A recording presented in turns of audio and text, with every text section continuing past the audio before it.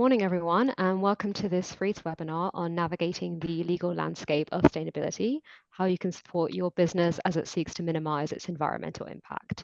And we've prepared the session with in-house lawyers as our main audience in mind, but obviously very much open to anyone interested in the topic. So welcome all, and thank you all for joining. If you have any questions, please do pop them in the Q&A function throughout, and we will get to as many as we can at the end. And so just quickly, next slide, please, Jordan. Okay. A little bit about who is speaking to you today. As I have the mic and am in the spotlight, I shall start. I'm Shreya Thapa. I'm the knowledge lead for the clean energy, waste and sustainability sector at Freeds. So I help demystify sustainability related regulation and support a range of practice areas at Freeds. Everyone from our funds team on FCA greenwashing rules to our clean energy team on on-site energy solutions. Kirsten, I'll let you introduce yourself. Hi, I'm Kirsten Roberts. I'm a director and I'm in charge of waste and sustainability as part of Freeds Clean Energy Waste and Sustainability team. So I've been practicing waste for about 25 years and practicing in relation to sustainability linked contracts for a good 6 years. I'm also part of the team at Freeds internally that has enabled Freeds to be B Corp accredited in the Legal 500 Green Guide, etc., etc., etc., appointing net zero consultants and about to appoint our first responsible business director. So I know about it from the inside as well as the outside. Over to Iona. Hello, everyone. My name's Iona Silverman. I'm a partner in the IP and media team.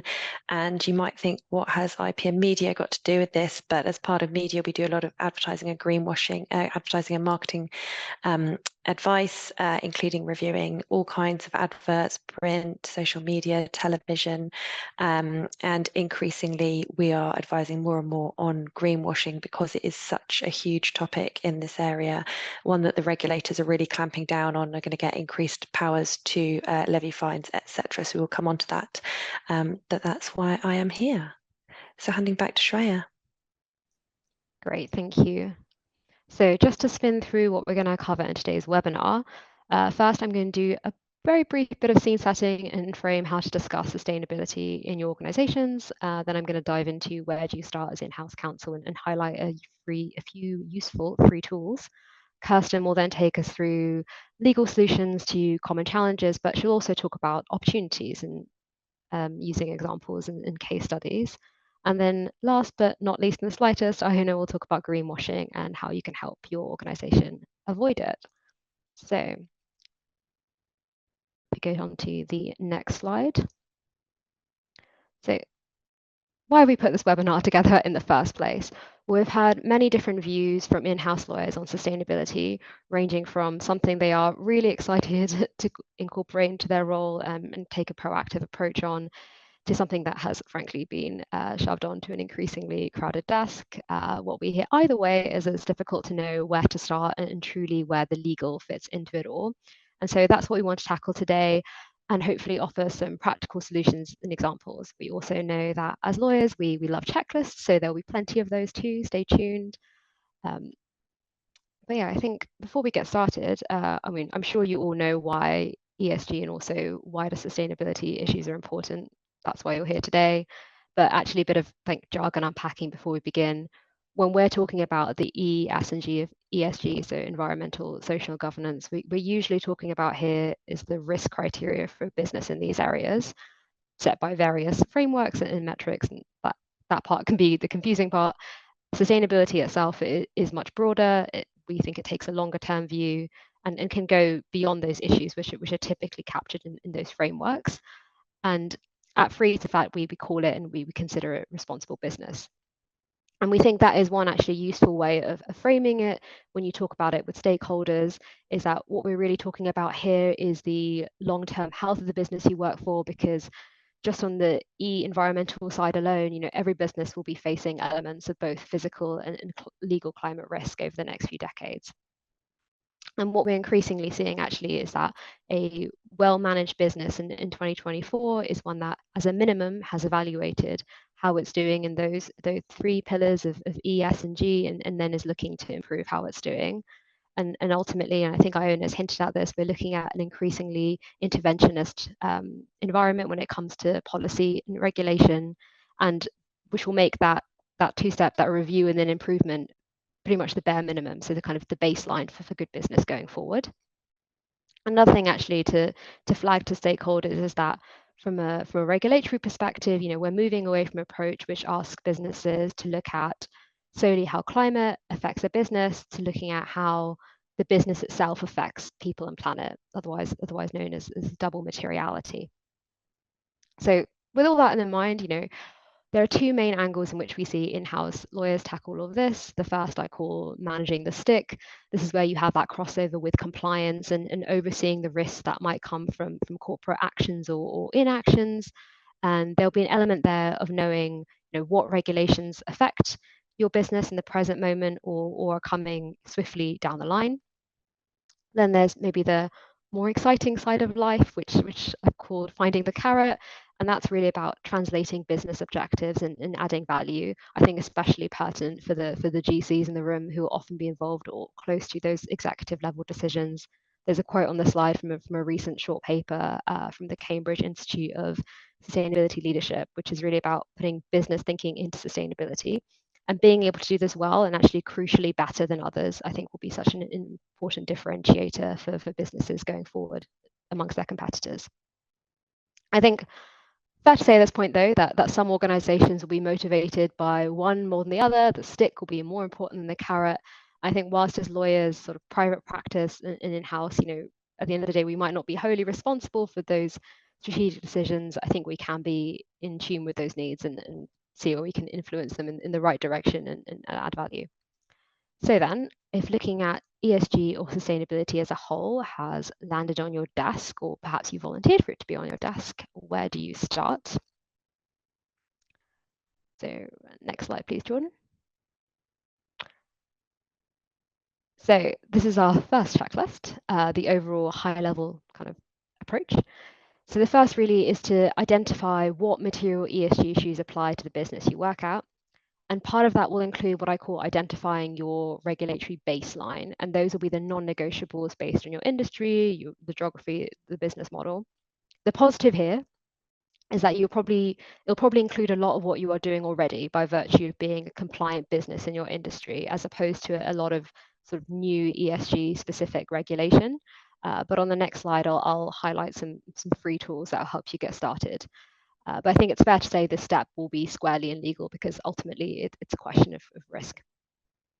And for the second step, so once you've done that exercise of understanding your material ESG issues, the next step is to identify the significant gaps when it comes to compliance and potential future gaps regulation. So the EU CSRD directive is a good example of where something is in force, but it might not apply to you directly if you are a non-EU company. But we know when it will, we know broadly what it will require, and the likelihood is it probably will indirectly affect you if you work with or for EU companies. And at this stage, stage two, it's probably where you want to establish some sort of permanent cross-functional team in your business, because you'll need that regular input from various teams going forward, especially when it comes to reporting, which I'll come on to. Now, moving on to step 3. So we should now have an understanding of the ESG sort of red and orange flags when it comes to regulatory requirements. This is when it's the time to bring them to that executive level and think about the appropriate resource to address them, particularly as, again, that reporting will be an ongoing exercise. And Kirsten will talk a bit more about this, but at Freeze, we've also recognized that to address these issues properly, the job can't just be done by one person fitting around their day job. So although lawyers can initiate, pull people together and play a large role, it shouldn't just be them. And also worth, though, when it comes to the actual legal side of it, thinking about at this stage where legal review should be built into existing processes as going forward. So Iona's going to speak about greenwashing, but marketing and press releases are an example where if green topics are being mentioned, you could need that review to be built in. Another example is thinking about the policies across your organization and things like anything from risk and ethics committee to procurement standards, everything will need reviewing with that lens.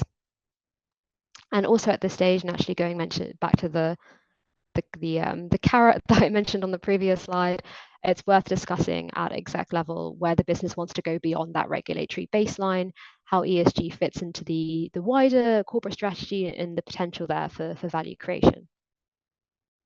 And then now moving on to step 4.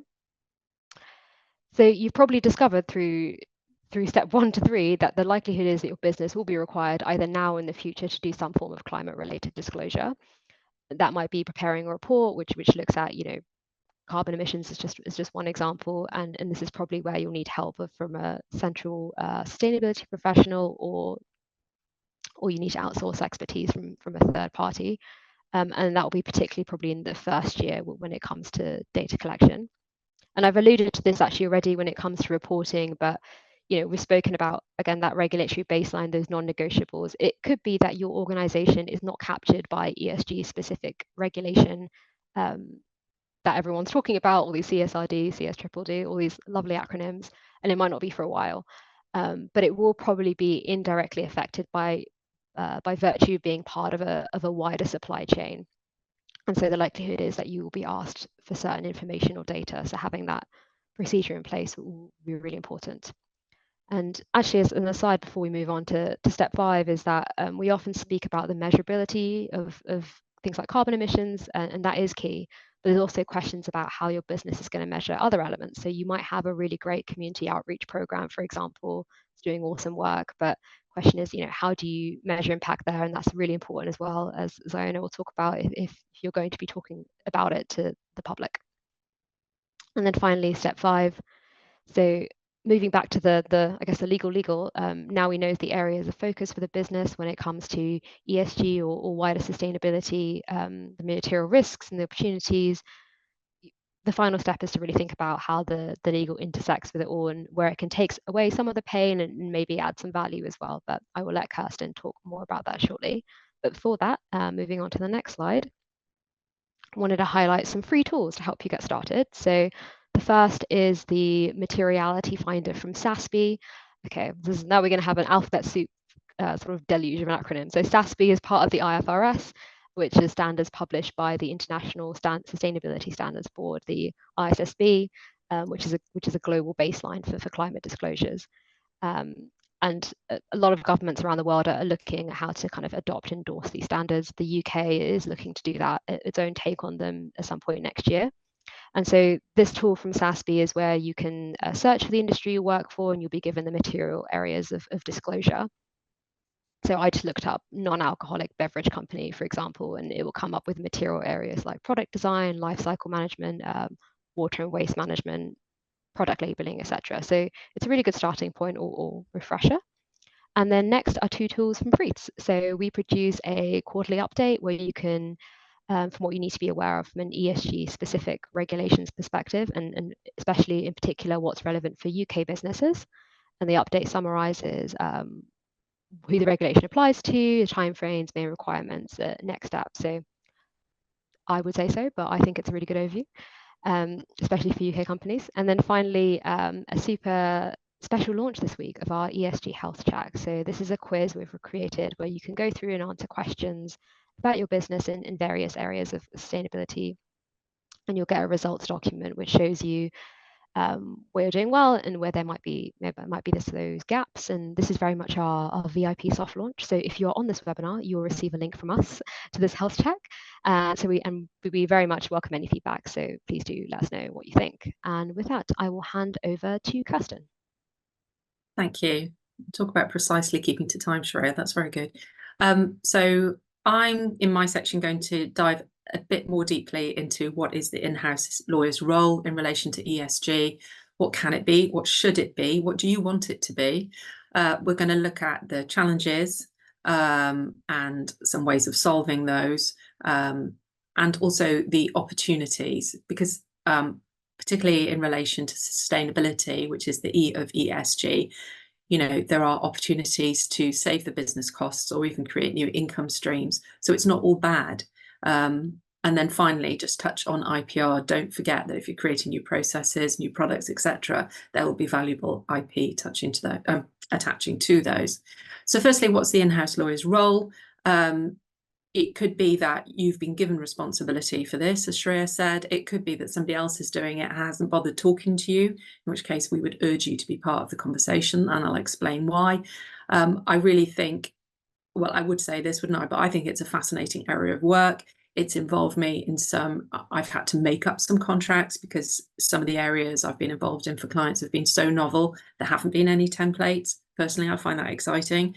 It might not be your cup of tea, but also it can enable you to become very relevant to your business, to add value to your business. And those are always good things as an in-house lawyer. I was an in-house lawyer for a couple of years, so I can remember that part of it. First thing I wanted to say, and picking up as Shreya was saying about acronyms, if you're new to all of this, you might be thinking, oh, don't worry.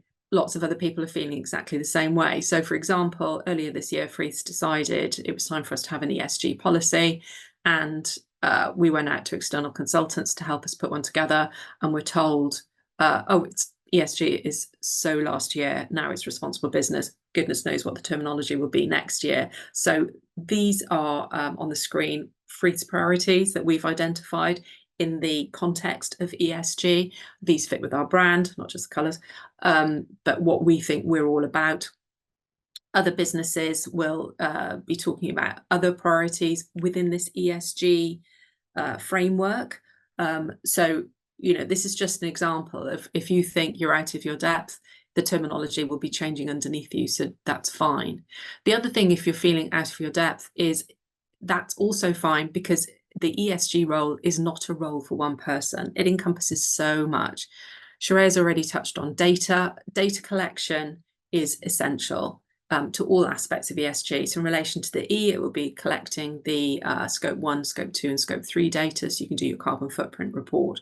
But in relation to S, as Shreya has given the example, if you're involved in a community outreach programme, you need to be collecting data on how many young people did you speak to, how many of those have become your apprentices, you know, where are you finding your apprentices for the future?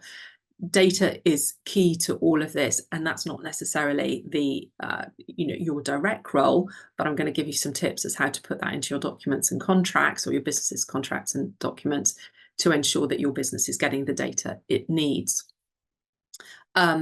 Equally, you're not going to be all over D&I necessarily, unless you're, you know, first 5 years in private practice, we're in an employment team. So the ESG role is not for one person. Where you will come in, though, is ensuring that the ESG priorities, or you may be part of the team that's helping to establish what those should be, and then ensuring that they're embedded in the business. So they need to be reflected in all of the company's policies. They need to be embedded in terms of reference. There will be an overlap with compliance, and perhaps if you've got codes of ethics, they will be in there. They will be top of the list of the risk committee in terms of your impact on the planet and the planet's impact on you, and other risks in relation to ESG. Where is your future employee workforce coming from, etc., etc. And the person responsible for ESG, if it's not you in your business, may not have thought that widely. And I really think that that is where lawyers can come in. Next slide, please.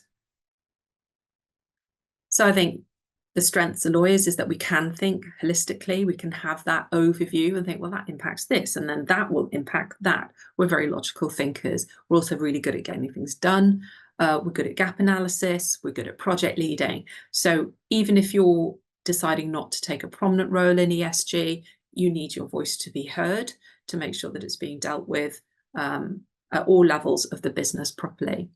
You'll also get involved because there will be, as I mentioned, new types of contracts. So, you know, if your business, you're either, you know, in the realm of property developers, you develop a lot of properties, you've got a planning team, you've got a development team, or maybe you do a one-off purchase of a factory, or maybe you're opening new stores. There's something now called natural capital that you will have to understand and be all over or get assistance with. And that's to do with if you're affecting the biodiversity of a site, you need to be buying those credits or making them on site. If you're building houses, you're going to be putting phosphates and nitrates into the soil and into the local water treatment plant. And these days that's not allowed unless you've offset those.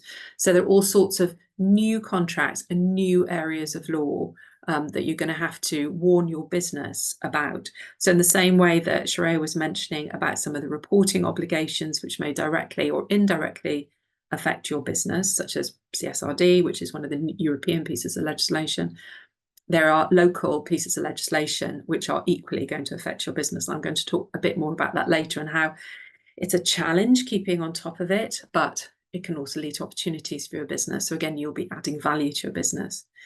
I've already mentioned data, and Iona's going to speak after me about greenwashing. Unless you've got the data to back up what you're saying your business is doing in the realms of E, S and G, you're going to fall foul of greenwashing claims. And it can be your job to make sure that you're getting the data you need from your supply chain, whether that's landlords, whether it's your energy providers, or the people from whom you buy desks and chairs. Data is crucial. And one of the main things I wanted to talk about actually is a free resource, if you don't already know about it, called the Chancery Lane Project. So this is a fantastic charitable organisation, and about 180 law firms in the UK, including Freeths, have given pro bono time to create clauses for use by everybody, free of charge. And there is everything there from net zero toolkits, if you really are at the beginning of this ESG journey, to clauses which will oblige your suppliers to provide you with information, or clauses to do with sustainability to put in shareholders agreements or in property documents or construction documents. It's all there free to use, and we can put the link in the follow-up that we send out to all of you. So I wanted to talk a bit more about that, because what's your approach going to be to net zero clauses, etc. Next slide, please. So the clauses, to my mind, and I'm sure I didn't make this up, but I can't remember where it came from, can be light green, dark, mid-green or dark green. So a light green clause is on the screen in front of you. A dark green clause might be something akin to a benchmarking clause, where you put a clause into your supply chain contracts in order to assist your company on its net zero journey or achieve its ESG priorities. And it's dark green because what you're saying to your suppliers is, you will help us achieve our aims, and if you don't, we'll terminate the contract. You know, we'll walk away. You might even ask for indemnities, etc., etc. So an example of a clause like that might be, you're our haulier unless you're providing fully low, you're providing this service with fully low emission vehicles within the next 3 years, we'll terminate and you'll pay us our costs of retendering. Now, the majority of businesses that I work for don't have that kind of power, negotiating power with their suppliers, or if they do, they just think that's a very impractical way to work with their suppliers. And so for one of my clients, we created, with help from the Chancery Lane Project, a light green clause, which is the one that you see in front of you, which is much more, let's work together collaboratively. Let's ease our way into this sustainability journey. I'm going to use the word journey too many times. Let's go there together. And that's probably the route that most of you will feel is most comfortable, but also most practical with your supply chain. So this clause in front of you says, we're going to need data. So you're going to have to provide us with the data we need, and in the format we need it, and at the times that we need it, because that's a big thing about data. Whether that's, and that probably in this clause, it's mostly to do with Scope 3 emissions, because you can't do your own carbon footprint report or report to your customers on how you're doing unless you understand how your supply chain is affecting what you then produce for your customers. And also it's asking your supplier to say that it will be on a net zero journey that's akin to yours. So I think of this as no man is an island. So no business can achieve its net zero goals without help from its supply chain. Next slide, please. So the next couple of slides just give you some more examples of what's there free to use from the Chancery Lane Project. As I say, it goes wider than just supply chain, but those are the ones that you might find immediately most useful. There's a great clause to do with asking if you manufacture goods, but you outsource that manufacturing process, to say to the manufacturer or to the designer and the manufacturer, right, can you make these goods from sustainable resources? Can you give them as long a life as possible? Can you make them capable of repair? And at end of life, can they be recycled, please? I mean, that's, you know, we are eventually going to move towards a circular economy, and that is one of the clauses that would enable your business to do it. And you might think, well, yeah, that's 10 years off, that's 20 years off, but there are businesses that are already doing that. So for example, we work with a business that sells tents. It makes its tents from 100% recycled material. It sells them with repair kits. It's also built into the design. It's worked out where the common defects are, you know, where things go wrong, around the zips, for example. It's trying to address all those, continually trying to address those, and sends them out with repair kits, YouTube videos about how to repair your tent or how to put it up in the first place so you don't wreck it. You can send them back for repair, and then at the end of the day, when they can no longer, there's a secondary market, they can sell them on. I'll talk about the challenges for the in-house lawyer in relation to that in a moment. You know, when they really, really can't be repaired anymore, they're turned into dog blankets and dog harnesses. So there are businesses who are incredibly successful and incredibly profitable. They're building their consumer brand because consumers love sustainability. They love to feel that they're being sustainable anyway. So businesses are doing this already. Next slide, please. But just more examples of what the Chancery Lane project can offer you. Next slide, please. So, as I said, horizon watching, not only keeping on top of existing legislation, but horizon watching is crucial. I've already talked about natural capital, which is the BNG, and nutrient neutrality. I also want to touch on impact of new waste legislation on your business to make sure it's on your radar. So from March next year, all businesses, and there's no de minimis in terms of waste or in terms of the size of the business, all businesses must present their waste fully segregated, including the food waste. So at Freeth's here, on the 3rd floor in Birmingham, we will be segregating our tea bags and our coffee grounds and the banana skins to present them separately. That's going to be the law, and you'll get fined if you don't do it. I also want to mention, so that's simpler recycling reforms. I also want to mention extended producer responsibility. So if there's any kind of packaging around your goods, which eventually finds its way to a consumer's bin, where local authorities are having to collect it, there is a massive move, not just in the UK, but across Europe, for polluter pays legislation. So your business will probably already be impacted by the plastic packaging tax. It will from next year be impacted by fees under extended producer responsibility for packaging. And again, this is to drive people to create less waste in the first place, reduce what waste they do have to create, make it reusable, make it recyclable, because all of those will bring the fees down. And that's just an example of legislation that's coming, whether you want it or not, and drivers that are going to drive you to be sustainable as a business, whether you want it to be a priority or not. Next slide, please. So that's the waste hierarchy for people who've never seen it. I mean, I can't give a webinar without mentioning the waste hierarchy. Sorry, I'm a waste anorak. But again, it's this idea of prevent waste arising in the first place to the extent it can't be prevented, reduce it. Now, I mentioned challenges, so there's a challenge about keeping across all this legislation, but the opportunity, which you can mention to your business if they haven't thought of it already, is the opportunity is if you are throwing less stuff away, you've bought less stuff in the beginning, so you've reduced your costs immediately. So at Freeth's, we've gone paperless. We shout about it in our responsible business report and our ISOs, etc., etc. But actually, buying less paper means we spend less on paper. We now have a third of the photocopiers and printers we used to have, all of which, sorry, that's a phone going on, all of which is fantastic from a reducing cost perspective, as well as building into our sustainability message. Next slide, please. And all of this can enhance your reputation with your customers and your consumers. You know, at least once a week, as the sort of ESG person at Freeth's, I'm asked to comment on bid documents that we're putting into our clients and to try and answer some of the questions that they're asking us. And they are getting ever more sophisticated. So yeah, you may as well turn it into an opportunity, because you're going to have to do it anyway, I would say. Next slide, please. And I wanted to give you some more examples of the sort of juicy, exciting work that can come out of this, which can be a challenge if it's brand new, but in addition, can be interesting and an opportunity for you as the in-house lawyer personally, in terms of your relevance to the business and to the board. You can build your brand this way. So a couple of examples.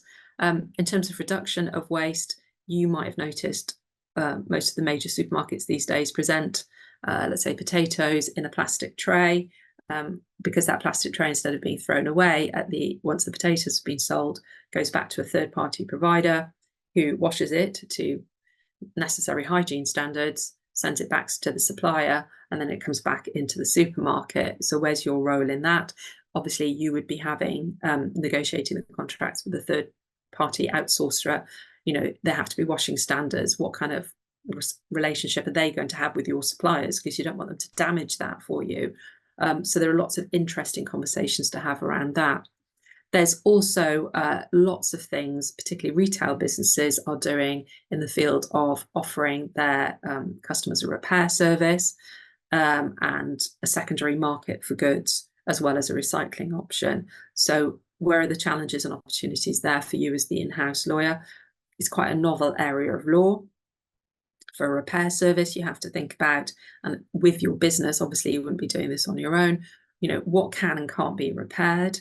If the consumer's sending in a photo, can an AI function have a look at that photo and make that decision? In terms of the secondary market, you're probably not going to want to write all the code and the software to do that. You'll white label a third party's platform to do that. So there's all those IT contracts.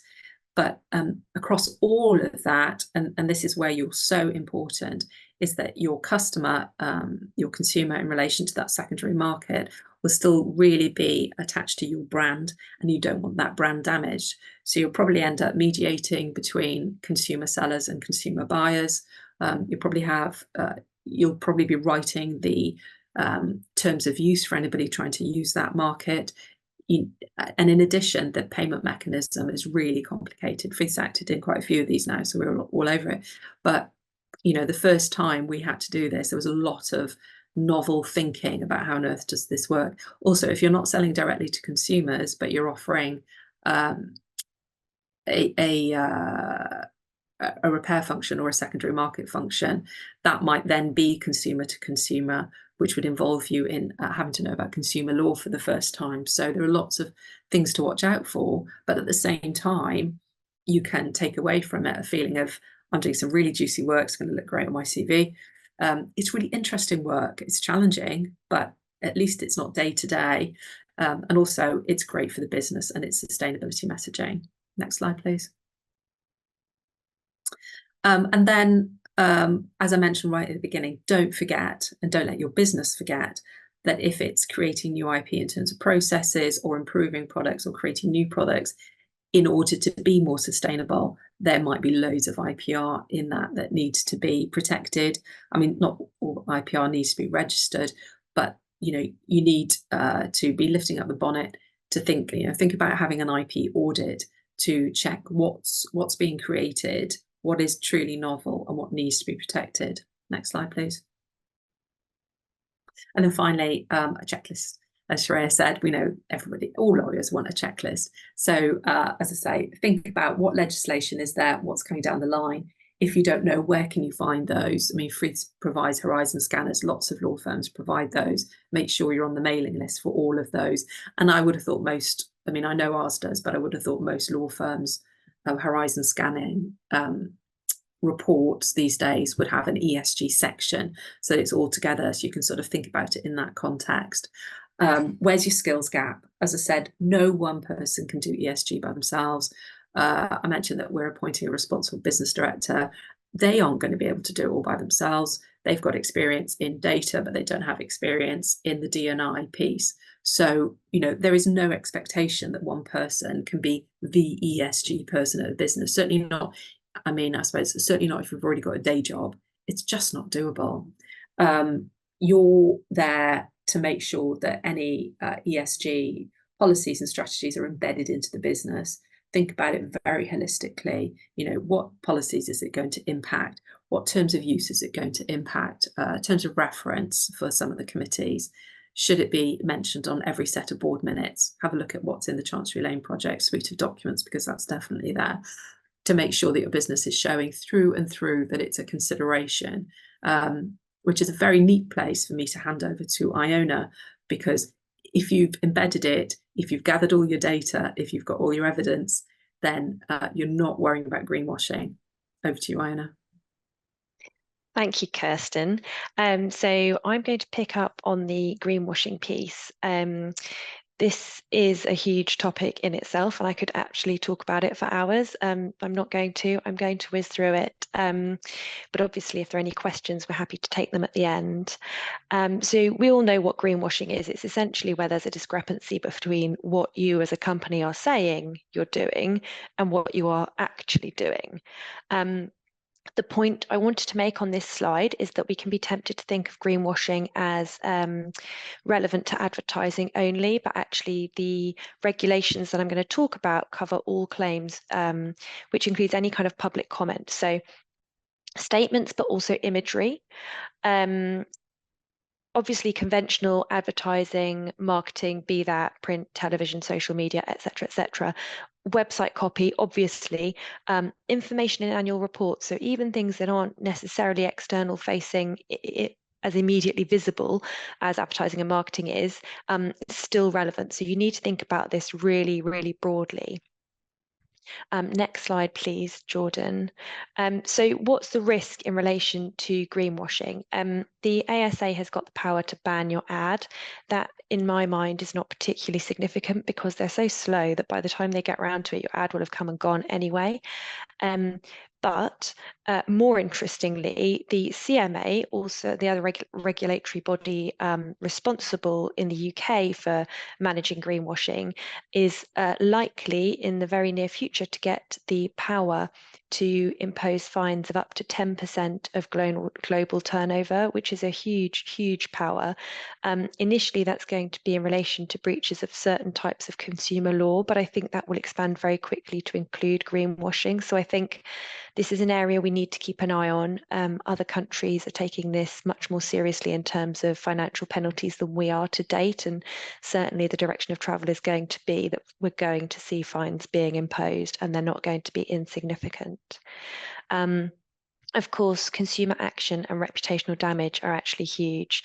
You know, brands spend years building their green credentials, and they can all be destroyed in a matter of moments if you get this wrong. And I should say as well that talk about greenwashing, I think maybe 5-10 years ago, the term was sort of used in relation to brands that it was felt were cheating the system in a way and trying to appear greener than they are. What we're seeing now is most brands want to be green, of course. As Kirsten mentioned, she said consumers love to feel like they're being sustainable. So consumers want it. You know, the political demands demand it. So businesses need to be more green and want to be more green, and they want to do the right thing. But what we see is that marketing teams get very excited by this and see it as an opportunity to put it out there in marketing and advertising, and they don't necessarily pay attention to the finer detail. They just want to put big message out there. And so often, as we will see, it's not actually that brands are not doing what they're saying or that they are trying to mislead consumers in any way. It's just that there's a very fine detail that's missing. And so, you know, accidents happen, but the reputational damage that can cause can be absolutely huge, and trying to claw your way back from that can be very, very difficult. I think, you know, the example I always think of is H&M, when they had quite a lot of sustainability messaging around their clothing, and it got dashed in one go. And to my mind, I don't think they've come back from that. Obviously, activism from NGOs and investors, possible breach of directors' duties, which can be incredibly serious, and then, you know, leading to problems in relation to investment. So it's all wrapped up together, but, you know, there's quite substantial risk in this area. Next slide, please. So the rules in the UK we're not going to talk about in detail, because there's quite a complex matrix. Just to say that we've got the CMA, which is the Competitions and Markets Authority, which has its Green Claims Code. It has run an investigation into the retail sector. That investigation has concluded, and they have issued guidance to the retail sector on how to apply the Green Claims Code specifically to the retail sector. They have told Asda, ASOS and Boohoo to change their ads, and they have told 17 other undisclosed companies also that they need to change their advertising. There's an investigation into the FMCG sector which is ongoing. So those are both obviously in relation to physical products, but to my mind there's no industry is safe from this, and the CMA will likely pick another industry and investigate that in detail next. We've got the ASA, which is the Advertising Standards Authority, which has the CAP code, which applies to all forms of advertisement. The thing to know about the ASA is that if you have one individual in the UK who complains about your advert, the ASA will investigate it. And there's enough crazy people in the UK who don't have much else to do that will complain about something that they don't really like. Whether or not you think that is reasonable is not relevant. So it does present a risk. And additionally, the ASA is at the moment using AI to proactively search online for ads that might break the rules. And the ASA is pretty conservative with its rulings. Obviously, in the EU, there's the Green Claims Directive and the EMCO Directive. And the two final bullet points relate more to financial sustainability disclosures and anti-greenwashing measures, which are the FCA rules are now in place in the UK, but I'm not going to go into those because although they're allied, they're less about the consumer-facing messaging, which is what I was going to cover today. So next slide, please. I suppose the thing to say is I could go through all the rules in the UK, but really what you're looking at to avoid greenwashing is transparency and substantiation. So, you know, you need to be transparent in your messaging, and that seems really obvious. I think the thing I'd say as someone who looks at a lot of adverts and talks to a lot of sorry, I'm being told my internet's not great. I'm going to stop the video just in case that helps. The thing I'd say as someone who reviews a lot of adverts is that brands often think they're being transparent when actually they're not, because obviously they have in their head what they're doing and they know what they're doing, and the marketing teams have got a message and they want to roll with it. But actually, taking a step back and thinking, am I conveying the message that I want to convey correctly, and am I using the appropriate terminology? Am I confusing things at all? Is really important. And substantiation is obviously key. I mean, we've heard already today, data. You need to have the data to substantiate the claims that you are making. You need to hold that data. So many of our clients say to me, oh, well, my supplier's making the claim, so it must be fine. No. You need to get that data from your supplier in that case, and you need to be comfortable that that data is correct. So those are the two main points. What I thought it might be helpful to do in the next slide is to look at some examples of where things have gone wrong, because I think that's really helpful to illustrate to you that it's just not that straightforward. So the first case study is from an ASA complaint about Shell.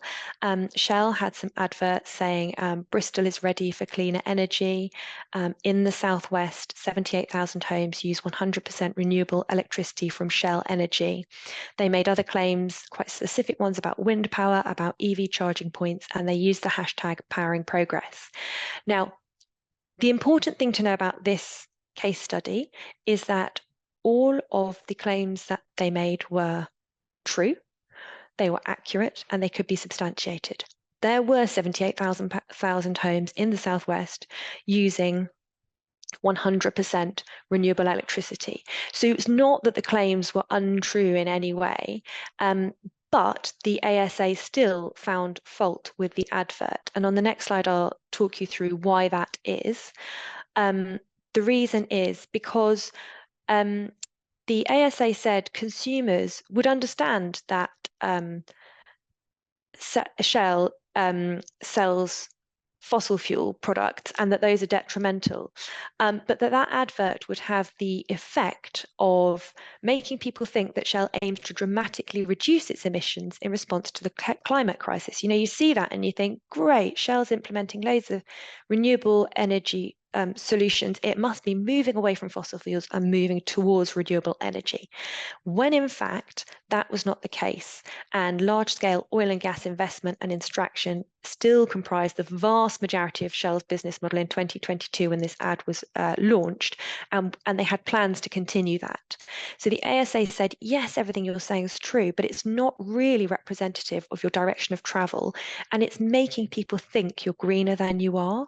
So the reason I think that's really important is because so many businesses are obviously not capable of turning into a circular economy overnight. So necessarily they will have parts of their business that are, not doing as well as other parts of their business. However, it can be misleading to shine a spotlight on the parts of your business that you want to portray to the public as being incredibly green and doing really well, and hiding or maybe just not mentioning the rest of it. So I would say this is a really interesting case because yes, be transparent, yes, be accurate, yes, substantiate your claims, but also think about the net impact of your business, and does your advert or the claim you're making portray that?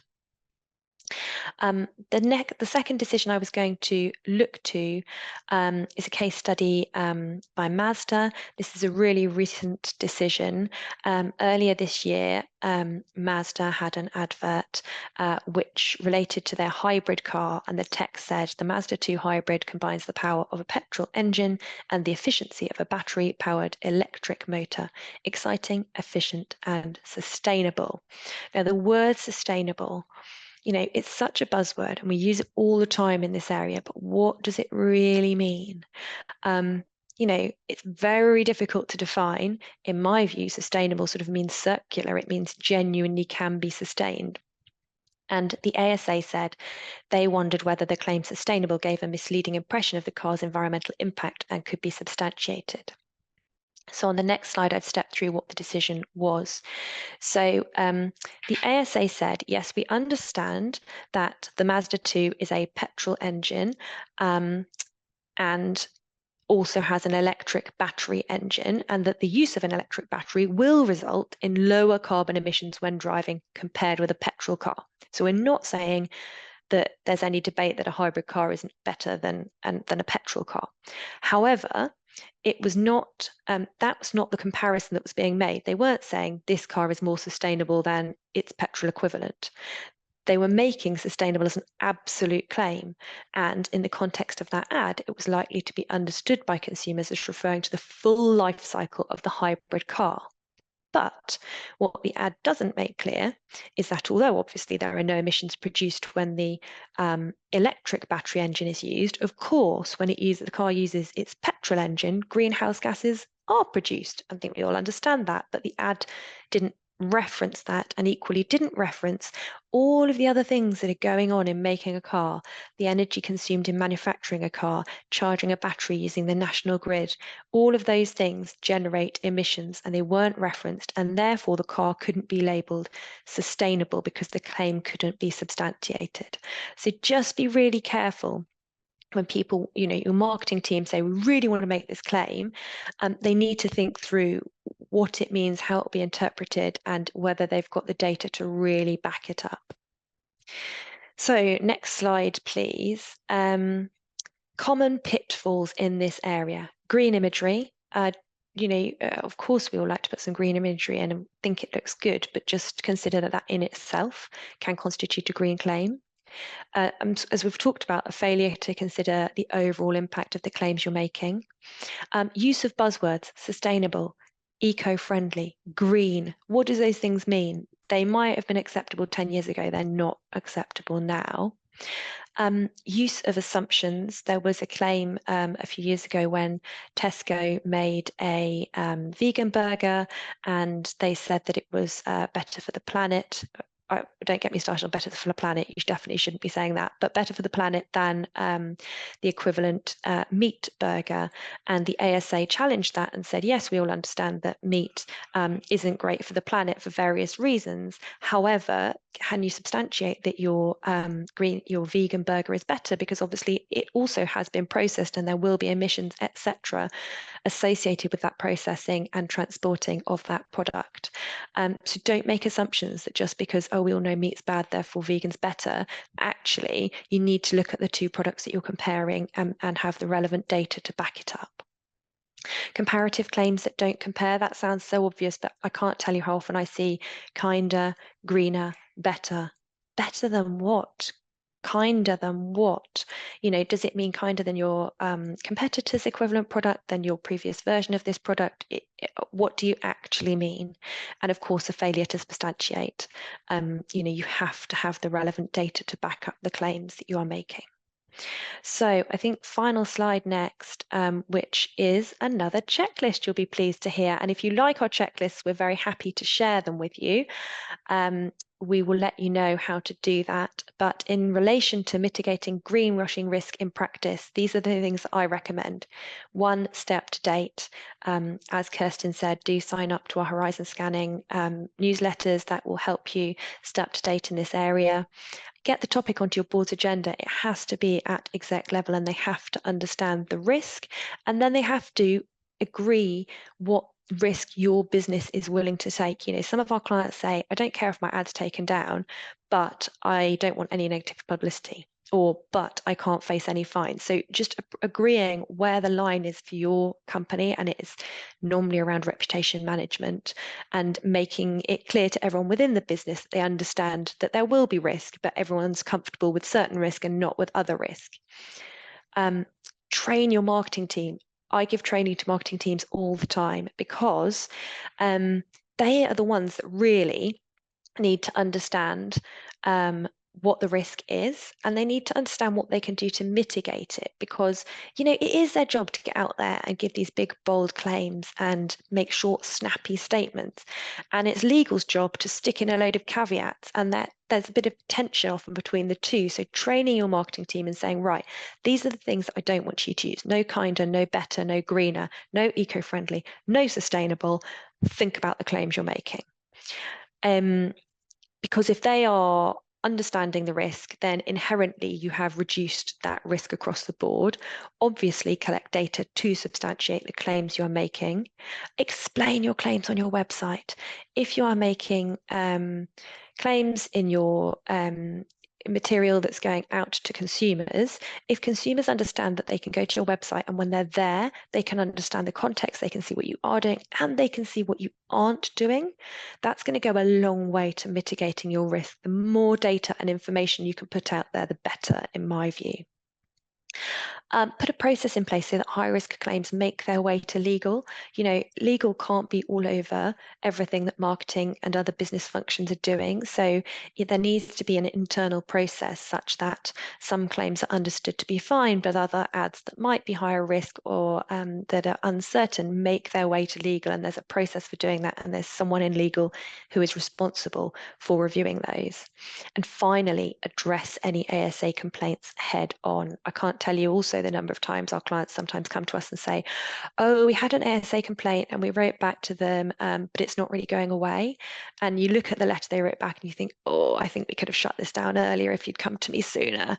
So, you know, don't ignore, don't put your head in the sand, don't hope it'll go away. Speak to someone who is used to dealing with ASA complaints, because they can sometimes be resolved confidentially, which obviously is a huge benefit in this area.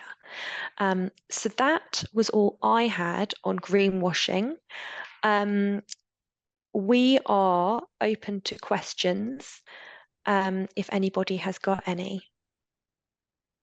But I would also say that our mobile numbers and our email addresses are all there, and you'll be sent the slides after this. So if you want to email us or pick up the phone to any of us after this webinar, feel free. More than happy to chat to you. As I say, Shreya and I in particular sit on the firm's green group. I'm on the ESG committee. We're used to dealing with this from a internal business perspective. you know, that difficulty of, well, there's perfect, this is where we are. How do I, you know, where's good enough? You know, what's good for your business? What's going to work for your business? Shreya, do we have any questions at all? Yes, we have one for Iona, but yeah, everyone else, if you would like to use the Q&A function, do. We have a little bit of time. We've got, can you tell us a bit about the CMA's guidance for the fashion sector? Can we expect to see similar guidance for other industries?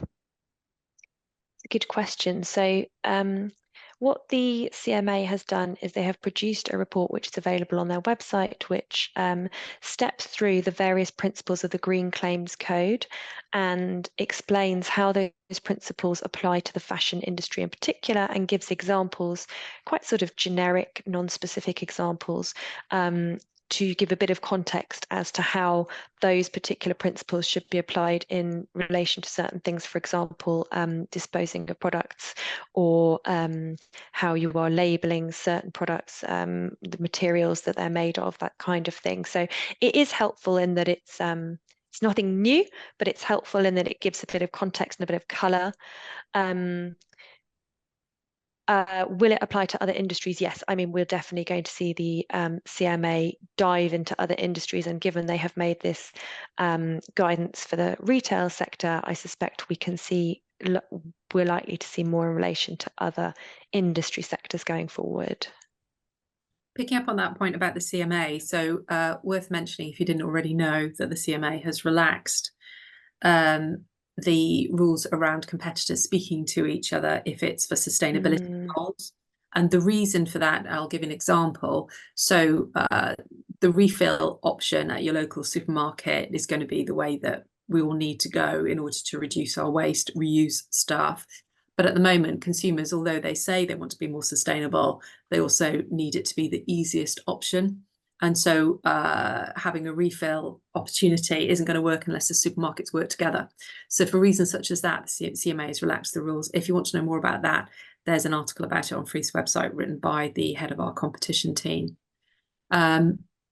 Also, somebody said that the slide's going to be here. Yes, we're going to be sending the slides to everybody afterwards. Sorry, Iona, were you going to say something?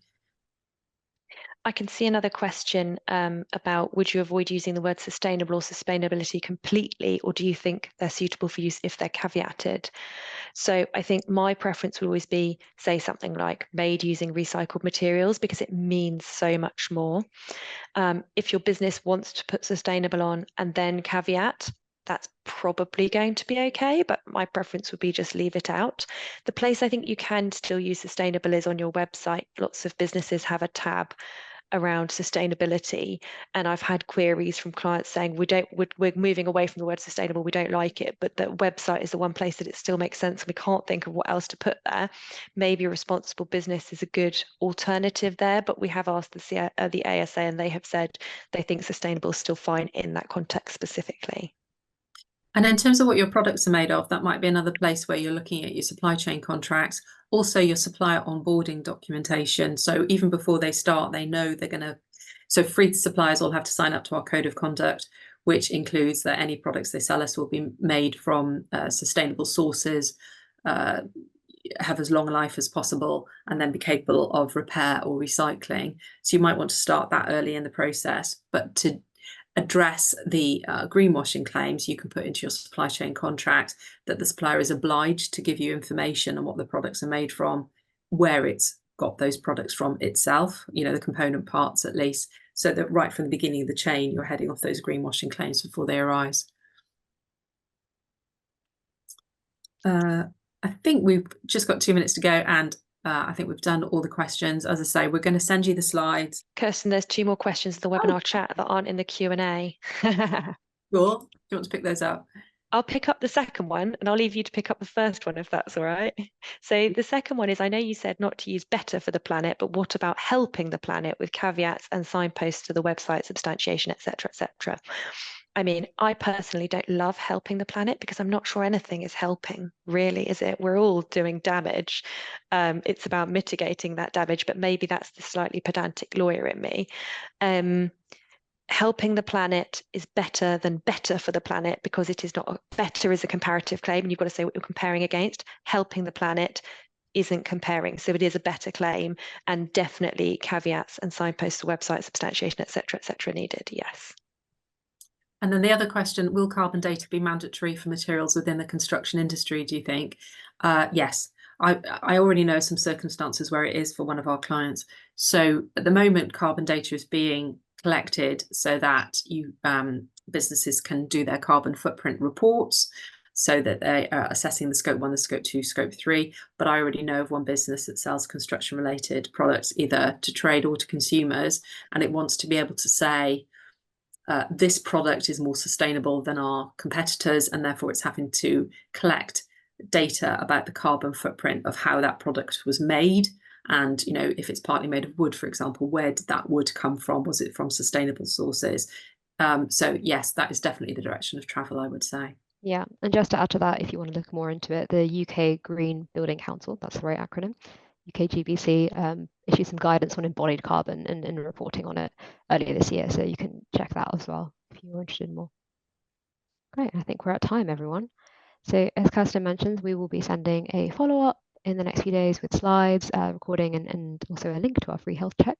So keep an eye out for that, and please do get in touch with any of us if you have any more questions or want to have a chat. And thanks again very much for joining, everyone, and hope you enjoy the rest of your Thursdays. Thank you. Thank you.